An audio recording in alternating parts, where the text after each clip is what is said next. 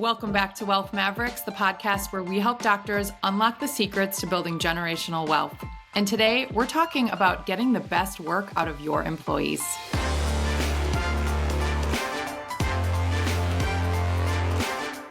Like where it all starts, look in the mirror. Am I being an effective leader? And do I have the things in place in order to get the most out of them? Stop complaining about them and fix the issue, or let them go. Set them back free into the market. Today's episode is for practice owners who might be feeling frustrated with their staff.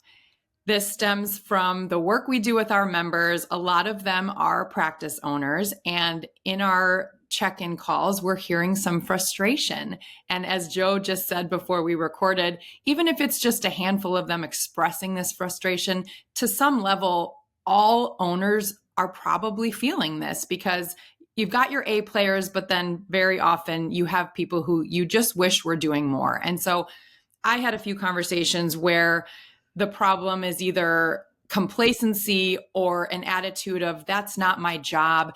And they're wondering, is this a hiring issue? Is it not setting clear expectations? And they're wondering, how do I know when it's time to bring in some more coaching or to just let these people go? So Joe, I know you have a lot of experience in this area. So when we're working with owners who are feeling this frustration, where do we start with them? Like with most things, pull out the mirror, right? So it's usually something that stems from you as the leader of your organization. And I think for most doctors, they were trained very well in being a doctor, and they were trained zero, like in their formal training, zero on owning a practice. And think about it, doc, like how much training have you received on running your practice? If you haven't gone and sought that out, you were just fortunate enough to find some good information along the way. And so what I'd say is, that's why I say pull out the mirror, is you are a great doctor. You're likely not a great leader yet. And you need to invest in yourself to become a great leader. There's ancient wisdom that says, without a vision, the people perish. And I think the people, being your people in your organization, if you do not have a compelling vision that you are pulling them to, they are not thriving. They're not doing their best. There's no vision pulling them forward. So we usually start with, Aaron and Megan, we've gone through a lot of training with the value builder system, and learning how to increase the valuation of companies. Bob, you've gone through this for a long time, right? Seeing all this, but there are really important strings that you can pull in your business in order to increase the valuation. And one of them has to do with your employees and having really clearly articulated job descriptions and things that they're responsible for. But in part of the process that we use a system called EOS, the Entrepreneur's Operating System. And we've adapted a lot of that for doctors specifically in practices. Some of the things that EOS talks about are not necessarily applicable. And then there are other things that are not talked about in EOS that need to be talked or in a doctor's office scenario. And so I think that's the first thing, is like, look at yourself, measure yourself as a leader. How well am I leading this crew? And I would just say, generally speaking, like, what I've heard a lot of doctors, like their gut level reaction is like, I just want to fire everybody. It's like, yeah, I get it. Like we all have those days where it's just like, nobody's doing what they should be doing. I'm having to do everything. Why do I have them here? Every 2 weeks when that payroll number comes around, it can feel daunting. And so I would say, like, be intentional in this area. If you want things to change, you're going to have to change some things. That's just the way it is. And starts with investing in yourself. Obviously, we have programs that we can deploy for our members who happen to be practice owners as well. But Aaron, you brought something up, the mindset of that's not my job. And that's cancerous. Dangerous is the right way to put it, Bob. It's a dangerous mindset. Now, you do want to have everyone's job articulated clearly, because you want to know, like in the path of a patient coming in and seeing, any of your providers at your office, there should be a patient flow that is effective both for the business operations as well as like delighting patients so that they feel like they're being served well. And in that, there is some crossover. So when your receptionist receives them and they sign in and then they get handed off to your MA, who's going to take them for their vitals, who's then going to hand them off to the provider, who's then going to hand them off to check out, whatever it might be. as that process happens, there is overlap. And what I've seen a lot of in this industry is perhaps you have an MA who has too many responsibilities, and the MA feels totally overloaded with work, and they're rushing around, where the back office person is kind of sitting there on their phone ordering stuff on Amazon. It's like, so yeah, just because it's not your job doesn't mean that you can't help with it. And so I feel like I'm talking a lot, but I have a lot to say about this. Yeah, We've done a lot of this. In EOS, we help you come up with what's called your VTO, your Vision Traction Organizer. And we have at Terra Firma, we have our VTO that leads everything that we do. Everything that we do as an organization goes back to, does it serve the mission of what we've got in our VTO? And part of the VTO are your core values. And I would encourage you, if you don't already have core values lined out in your organization, you must create your core values. And I think we've talked about this specifically on a previous episode, so go watch that one. I won't go into all the detail of how to do that and what to do. I think we do over there. But one of those core values, I would encourage you as a business owner to have some element of teamwork as part of that. So when you see a fellow coworker who is overloaded with work and you have the ability, go help them out. Ask them how you can help out. That team will operate more efficiently. So again, like where it all starts, look in the mirror. Am I being an effective leader? And do I have the things in place in order to get the most out of them? Yeah. And Joe, when it comes down to it, they say that conflict, it arises when expectations are unmet. So expectations being the foundation of a successful relationship with your staff, with your doctors that you're working with, Yeah. as well as with your patients, the relationships in your home. So at the end of the day, with a lot of our physicians, how often is it that expectations are unmet? And conflict is rampant. So it Right. comes down to having that even keel moment of recognizing those expectations and being vocal about them. Having that communication is so key. And one other thing that you touched on that I felt like really moved me and reminded me of something that Bob actually introduced me to, this amazing book called The Power of Moments. I can't remember who wrote it off the top of my head, but really how that book has intertwined in how we operate our business. It comes down to not just the power of the moments for your patients, but it also comes down to the power of the moments within your business and with your employees, and making it just a high value experience for everyone, making everyone feel welcomed and cherished and taking advantage of those moments. Bob, what I'm curious to know from you, Bob, what really spurred you introducing that book to us? Because I hadn't heard of it until you brought it up to me, and it really moved me to say, wow, like where can I interject in my own businesses? Yeah. I think the big thing is kind of what Joe was talking about. Look in the mirror. The key for us, for me, is how do I create an environment of servitude? And when I create an environment of servitude, it means that I am not in that environment. It's everybody else first. And so trying to figure out how do I do that? And when you're looking at employees, by serving your employees, and giving them an opportunity of empowerment, decision making, ownership, not actual I own part of the practice, but ownership in their position. I think this is what's really powerful with what Joe's saying is being very clear and intentional what everybody's role and task is, but also as the overall organization, what's the role and task of a practice? Serve your patients. Give them a delightful experience. Mm-hmm. We have this as one of our mantras and our passions in one of our other companies that we have for our members. And it's having fun, delighting our customers. Having fun. You, me, have to have fun, but to delight somebody else. And so for our members, and I think for patients, is having that kind of moment of servitude. And Megan, what ended up occurring in me was a personal transformation and looking for ways to improve each moment that we can do that.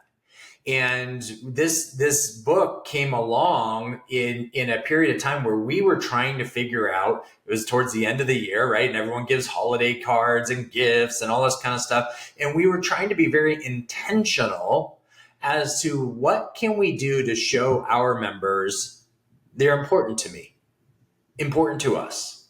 What can we do that?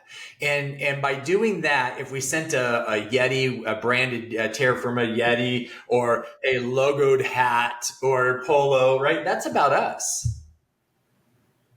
It's about us. But when you're serving somebody else, it's about them.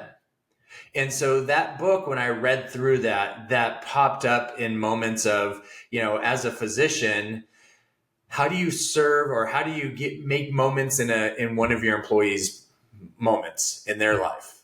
Mm-hmm. Is this just a job for them? This is what I do when I come in at 7 a.m. and I leave at 4 p.m. Are they always watching the clock? Are they always like, ooh, it's my break time, and they're running on their break and they're coming back, right? They're coming in late, they're leaving early, they're always, right? That's somebody culturally, the practice has allowed them to not take ownership into serving the patients and doing what's right for the organization. And so, in my opinion, that's somebody in my business I would let loose. Now, if everybody's like that, Joe, your point, bring up the mirror and Right. let's be very intentional as what do I need to do first.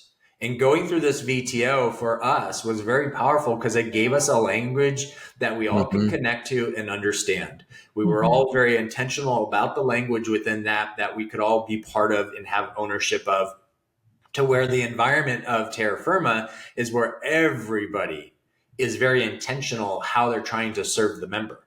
And a lot of times it's helping a colleague and a friend be able to serve that particular situation. But then that creates ownership in, am I bringing in the right people? Yeah. Well, I think that's a big part of the process that can't be missed is your ability to interview properly is really, really important.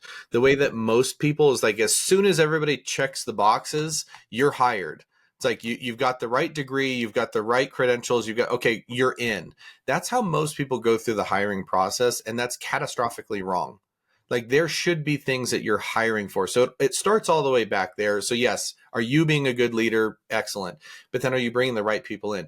I have a task for everyone to go do. Like if you want some homework, go visit one of two places, Trader Joe's, if you have a Trader Joe's in your area, or Chick-fil-A. Those two organizations, in my opinion, hire the best. You will never meet, or if you do meet a rude person at Trader Joe's or Chick-fil-A, I bet they're not there the next time you come back, right? Yep. They have the friendliest people. They seem genuinely happy to be there. So hire properly, hire against your core values. So that assumes that you have core values that you've got put in place, and then hire against those. So ask questions. If one of your, like, for example, tenacity and grit is one of our core values. We appreciate when people just can pull themselves up by the bootstraps and they can make stuff happen. That generates resiliency and efficacy and like doing things. So we look for that. So ask a question. One of our core values is tenacity and grit. Tell me about a time in your life when you had to stick with something that was really hard and you accomplished the mission in spite of all the odds being against you. If you don't hear something compelling, probably not a good hire, right? They don't have that DNA, or they haven't had that experience that they've had to do that. So you come up with your own core values. That's an important part. It should be you, but hire against that. And then the other thing that I'd say is like, you actually have to give a darn about these people. Do you know what they like? So my wife and I, last weekend, we were out in California. We were staying in Hermosa Beach, and we rode beach cruisers from Hermosa Beach all the way up the Strand, it was 26 miles round trip on beach cruisers and flip flops along the beach up to Santa Monica. It was awesome. I really loved it. But one thing that struck me like a ton of bricks is there were literally thousands and thousands of people that we passed who were playing volleyball and walking and riding bikes and rollerblading and crazy outfits. It was awesome. But every one of those people, without exception, has hopes, dreams, failures, insecurities. Like every single one of them is a story. And the same is true with your employees. Every one of them, their vision in life was not to be your employee. Right? That wasn't their vision when they were a little kid. It's not probably their ultimate dream. Maybe some of them it is, but it's probably not their ultimate dream. So do you even know them? Do you really care about them, and do you show it? And so I think that's the other part about looking in the mirror is, yeah, you feel like they don't care about you. Cool. Do you care about them, or are they just a function in your business that's operating until they don't? Yeah. So the last thing that I'll say about this, and this is really, really important, if you find yourself complaining about an employee over and over and over, do one of two things. Stop complaining about them and fix it, or fire them. Like I have seen so many practice owners who hold on to employees who should have been let go years ago. And now it's awkward because now, well, they've been here forever and now I feel bad firing them. You know what I mean? It's like, you created the scenario. You tolerated this. So stop complaining about them and fix the issue, or let them go, set them back free into the market. Yeah, Joe, I think the point that you made was very, very important about, are you showing your employees you care? And that kind of goes back to what Megan's question about is that book. And when you know, when you know something about somebody, you'll make intentional decisions on how to show them that you care, that you know of what they are, even if it's a gift card to their favorite restaurant. Right. But to your point is, just because you ignore something, you put your head in the sand, doesn't mean that issue, that employee is going to go away. It's actually going to get worse because you have other employees and they see that. It feeds, and it's dangerous and cancerous to a practice, and you're at fault. You're the leader. It's your business, which also means that you can't pay them minimum wage for a job that probably is not a minimum wage job. You can't, because they're not doing the things that you want them, or you're paying them a certain dollar amount and expecting them to act like an owner of the practice is not aligned. Right. It's just not. And certain areas of the country cost way more money than others. And some people, if they're just treating it as a job, it's because you don't care about them, to Joe's point, and you're not paying them as if they should be doing more. So they are in the back room ordering things on Amazon and letting everybody else work. And the ones that do show that they care, you're lumping more and more responsibility on them, but not with the pay, and you're destroying them. Right. So you're self-destructing your business. And this it's not just medical. Right. This is all business. All businesses. It is all business. It's why it's such a huge multi-billion-dollar industry of self-development and managerial coaching of businesses and all this kind of stuff, because it's a constant ongoing issue. It's humans. Right. The great thing about our business is we work with humans. The worst thing is we work with humans. Right? If everybody was a lovey puppy dog, we'd be a veterinarian. But the truth is, like, while it is humans, and that's the best and hardest part, is humans are also very predictable. Yes. And so, like, we worked with an organization in Southern California called Holtorf Medical Group, and talk about a phenomenal practice. Like, the leader of that organization, Dr. Kent Holtorf, like, honestly, all the time, like, and I've spent a lot of time at that clinic. Probably at least once a week, he's buying bagels for the office, or bringing, something in for the staff. It could be lunch. And it's not just like on special occasions or holidays, just kind of, hey, just order bagels for everybody, bring in lunch for everybody. And I think sometimes as we move forward in life and we have higher levels of income, we can forget and lose touch with, like, those little expenses that do add up, and what a blessing even the small gift like bringing lunch in for everybody can be to the staff when it's their favorite things. Like, that's an incredible thing to do. Another thing that he did, that he would encourage all of his staff, they have an IV clinic. I bet a lot of our doctors have, IV clinics or access to medicine that they don't provide to their staff. And that was another thing that he did that was very easy for him to do, is, like, he wanted the staff to participate in that which they did for other people. So I think they got a weekly free IV. They could use any of the facilities, like the red light bed and PEMF machine, like all that kind of stuff. So, like, do you have things, Doc, in your practice that are very easy for you to give that your staff would love and appreciate receiving that? So I think there are some awesome examples out there. By the way, don't just look at your practice. That's another thing that doctors, I think, fail at, is go visit other practices. Go see what other practices are doing. Go interface with their employees. How are their employees interacting? Do they say something cool when you walk in? It's like, ooh, we could do that over here. So, Bob and I try to pay a lot of attention to that kind of thing. Like and I think this is probably true for most business owners. You go places and you experience something, and like a red light goes off and you pull out your iPhone and take a little note. Oh, we got to change this, So go be a good recipient of those services elsewhere and bring that knowledge back. Not like spying on your competition, but like just go be a consumer of these things and see what you feel when you go in there, and then encourage your employees to emulate that. Yeah. I've got an interesting experience since you brought up Kent. I have a medical practice that I've gone to, and one of the staff has all these great, Jesus and Bible sayings and joy and, be the sunflower in people's lives, all that kind of stuff. Right. But I don't think that's her office, because her personality is not like that. I don't think it's a her thing. I think that's what she believes. But I think in that environment, when she's working with patients, I think it is old.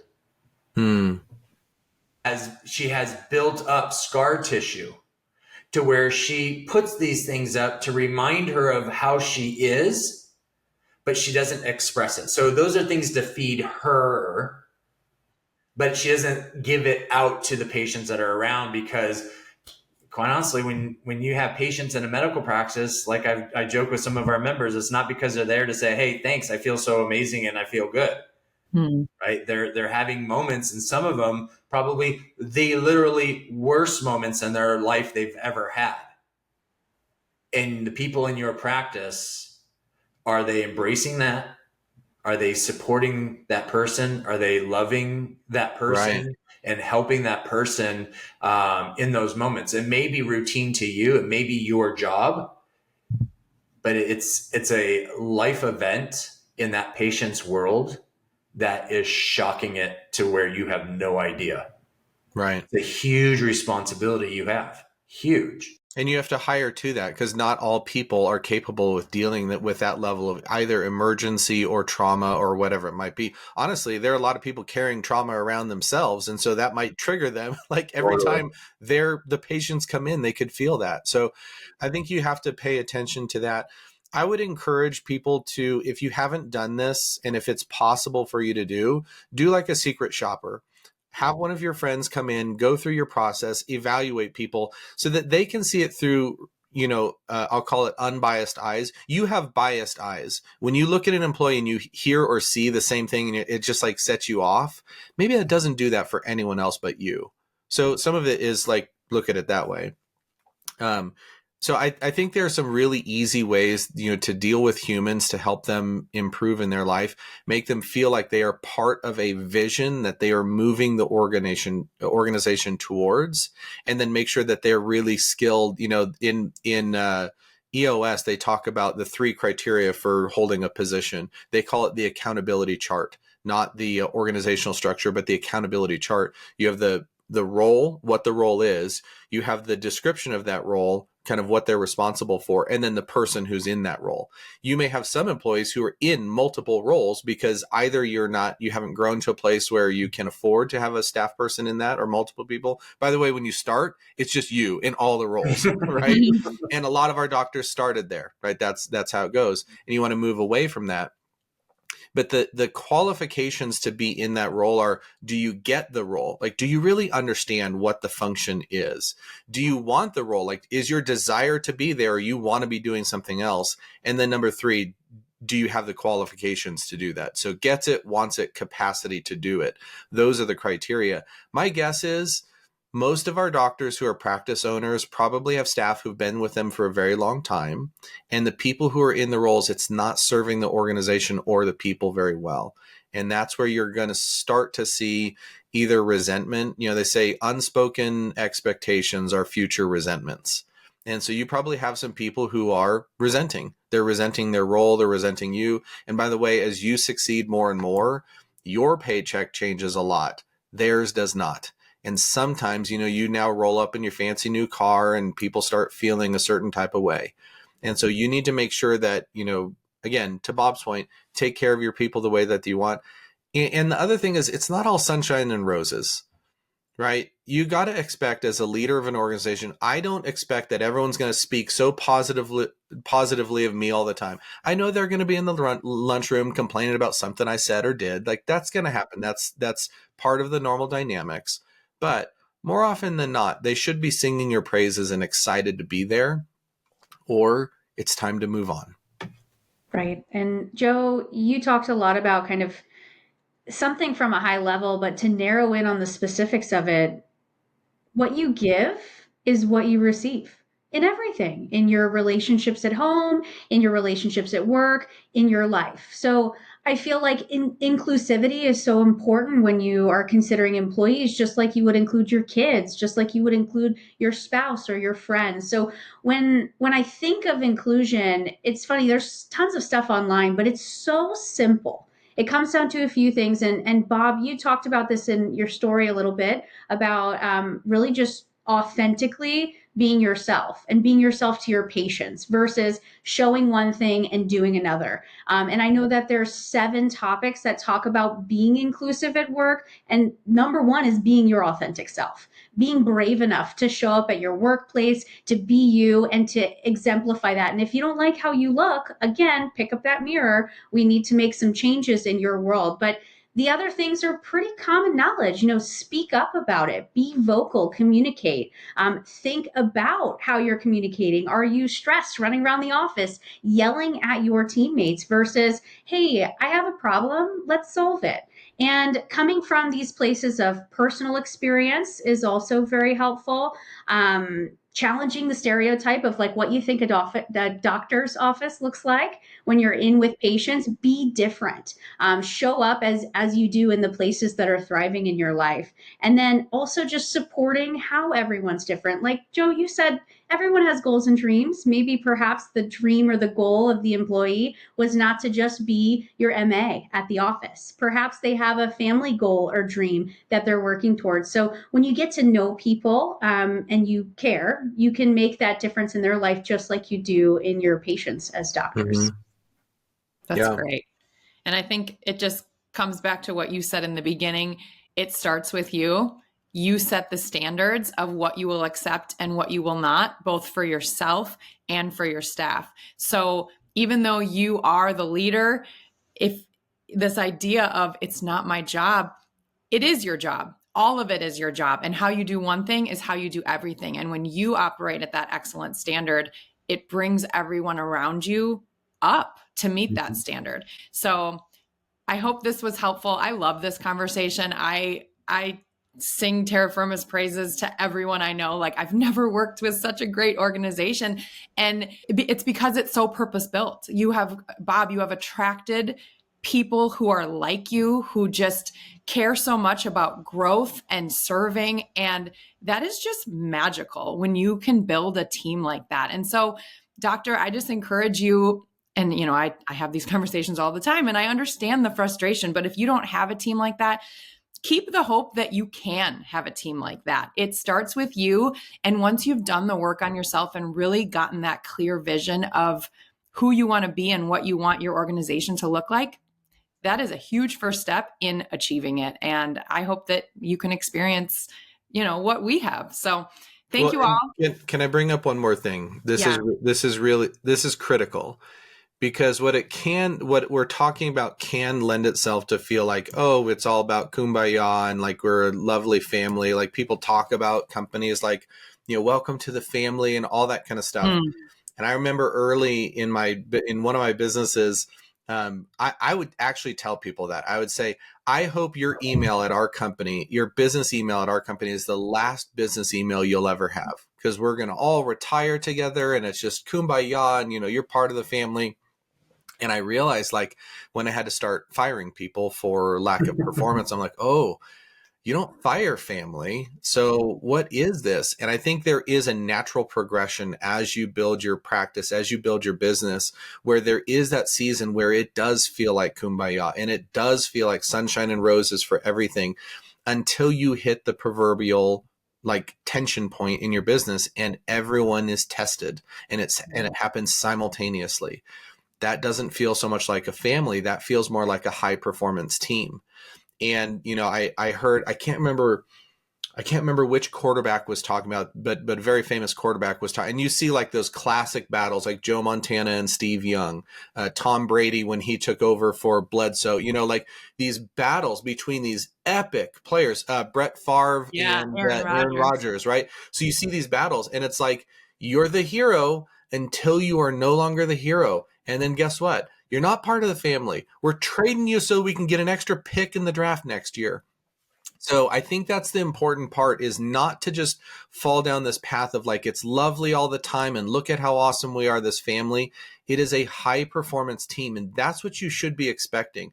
Part of the reason why I love this team at Terra Firma, yes, we're all lovely people, and yes, we do share those core values, but we are all performers. We all want to do our best. It's in our DNA. Like our DNA dictates that, and that's something you have to hire for. That's not you don't build that in somebody, or very seldom does that happen. People are either driven or they're not. By the way, some of your employees, you do not want to be super driven. They need steady, right? They want a paycheck. They want to show up from 9 to 5. They want to take their break when their break happens, and you provide that outlet. Your business provides that stability for them, and they love you for that. So don't ask of that person to want to climb Mount Everest together, right? They want to come in, they want to do their thing, they love it. It's that consistency. But you have other people who are in that stable, able job, and they do want to go climb Everest with you. So do you have a pathway for each of your people? Again, it goes back to, do you know your people? Do you know what their heart's desire is? And can you help them fulfill on that? Aaron and Megan, one of the first conversations we had when we first met, and this was years ago, was essentially a version of your freedom roadmap, right? Where we discussed what's important to you, what your biggest dreams are, all of that. I would encourage people to have a conversation like that early in the relationship with each of their employees. Or if it's not you, have a manager in your, in place to do that. But it's critical that you know who your people are, what their vision is. Yes, welcome to the family, but it's more like welcome to the team. And just one final thought on that note is, just because you are a thriving, high performance team doesn't mean it's going to be kumbaya all the time. And I think we see that is that when you have the right people and you build that solid foundation, you can then challenge each other and be honest and hit your road bumps, but it makes you stronger together. And I think while you're not a family, the best families are really like that too, where you don't have to walk on eggshells, or you don't have to, push things down. You talk about them, you face them, and you love each other more, and you get better for it. And I think that is, so I don't want to make it sound like it's just roses all the time. Like, building a business is really something, but it's a worthy, awesome thing to be part of. So, we love helping you do that. So thank you for the great conversation. Oh, Aaron, I was just gonna say, choose your employees wisely. That's like the end point here. Is inevitably we have difficulties in any business. That's just the life of being an entrepreneur, doctor. If you open a business, you're going to have troubles, you're going to have difficulties. In life, you have troubles, you have difficulties. But how are you going to climb to the top, and who is going to be arm in arm with you, hiking up those difficulties, solving those problems, and moving on to, sunny skies? Love it. All right. We could talk about this all day, clearly, but we'll do more episodes like this in the future. Doc, thank you for joining us. Share Wealth Mavericks, subscribe. We love having you here, and we can't wait to talk to you again. Until then, go be a Wealth Maverick.